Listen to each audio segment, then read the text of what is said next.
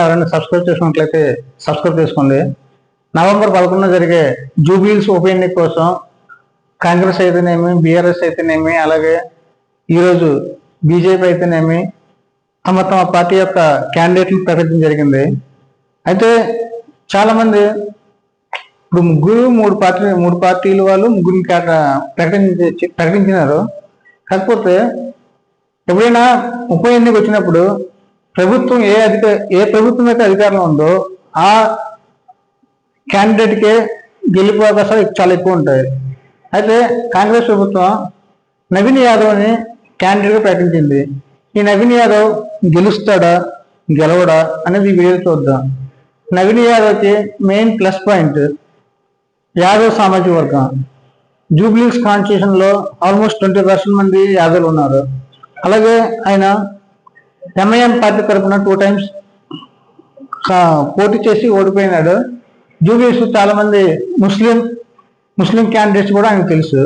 ముస్లిం voters అయితేనేమి, ముస్లిం రాజకీయ నాయకులు అయితేనేమి, ముస్లిం కార్యకర్తలు అయితేనేమి చాలా మంది ఆయనకు సపోర్ట్ ఉంది. అదేవిధంగా నవీన్ యాదవ్ కూడా ఇప్పుడు ఇంకా నామినేషన్ వేయలేదు.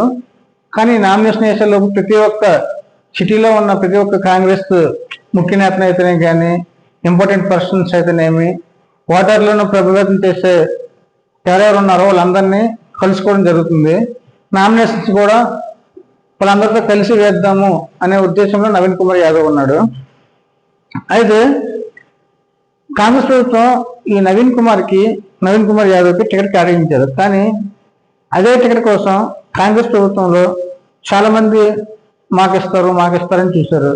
అందులో మెయిన్ ఇంపార్టెంట్ వ్యక్తి అంజనీ యాదవ్ లాస్ట్ టైం జూబ్లీహిల్స్లో ఓటు చేస్తుంటే గెలిచాను. కాకపోతే ఆయనకి ఏం చేశారంటే కావాలని ఓడగొట్టారు అంటారు, లేదంటే తనే ఓటు పెట్టి అది తర్వాత విషయం. ఆయన ఎల్బీ నగర్లో లాస్ట్ టైం పోటీ చేయించారు. ఎల్బీ నగర్ అయితే ఓడిపోయాను. ఇప్పుడు జూబ్లీహిల్స్లో ఇవ్వండి, నేను గెలుస్తాను, మనకి గెలుపు అవకాశాలు ఉన్నాయి అని అంజనీ కుమార్ యాదవ్ అన్నారు. కాకపోతే కాంగ్రెస్ అధిష్టానం మాత్రం అతనికి ఇవ్వలేదు. ఆల్రెడీ అంజనీ కుమార్ యాదవ్ తన కొడుకు ఎంపీగా ఉన్నాడు ప్రజెంట్ తెలంగాణ నుంచి. అయితే ఇప్పుడు ఏమైతుందంటే నవీన్ యాదవ్ అంజనీ కుమార్ గారిని కలవడానికి వెళ్ళారు. కానీ తను ఆ టైంకి బయటికి వెళ్ళిపోవడం జరిగింది. అంటే తను సపోర్ట్ చేస్తాడా చేయడానికి ఇప్పుడు ఒకటి సస్పెన్స్. అదేవిధంగా నవీన్ యాదవ్ తండ్రి రౌడీ షీటర్. అంటే వీళ్ళు రౌడీ బ్యాక్గ్రౌండ్ ఉంది, రౌడీ షీటర్. తను చూస్తే చాలా మంది భయపడతారు. సామాన్య కార్యకర్తలు అతని దగ్గరికి వెళ్ళలేరు. వెళ్తే ఏం చేస్తాడా, అపాయింట్మెంట్ ఇస్తాడా ఇవ్వడా, మన పనులు అవుతాయి అవ్వవా అనే భయం అయితే చాలా మందిలో ఉంది. కానీ నవీన్ తండ్రి రౌడీ షీటర్ ఒకప్పుడు, అది ఇప్పుడు కాదు కదా. ఇప్పుడైతే ఈ నవీన్ యాదవ్ కూడా చాలా మంది మంచి పనులు చేస్తున్నాడు. ఎలక్షన్లో ఎప్పుడైతే తను మాగంటి గోపినాథ్ గారు చనిపోయారో అప్పటి నుంచి ఆల్మోస్ట్ 150 నుంచి 200 కోట్లు గ్రాంట్ని జూబ్లీహిల్స్లో ఖర్చు పెట్టినామని చెప్తున్నారు.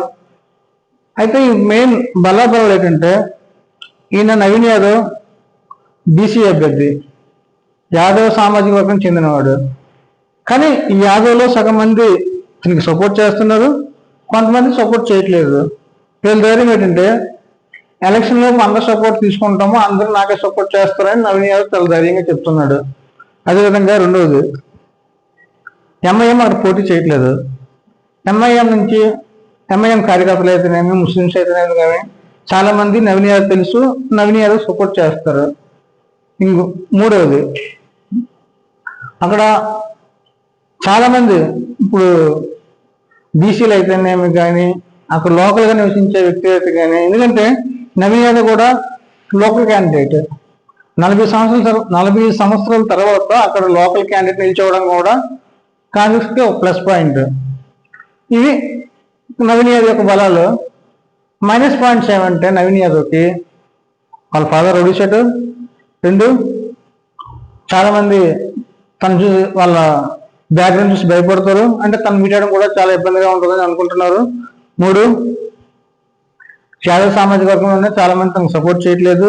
4 అంజనీ యాదవ్ ఎఫెక్ట్. అంజనీ యాదవ్ తను సపోర్ట్ చేస్తారా చేయరా, వీలైతే ఇంటర్నల్ బయటకైతే చేస్తాము మేము సహకరిస్తాం అంటారు, కానీ ఇంటర్నల్ అయితే మాత్రం ఎలా ఉంటుందో తెలియదు.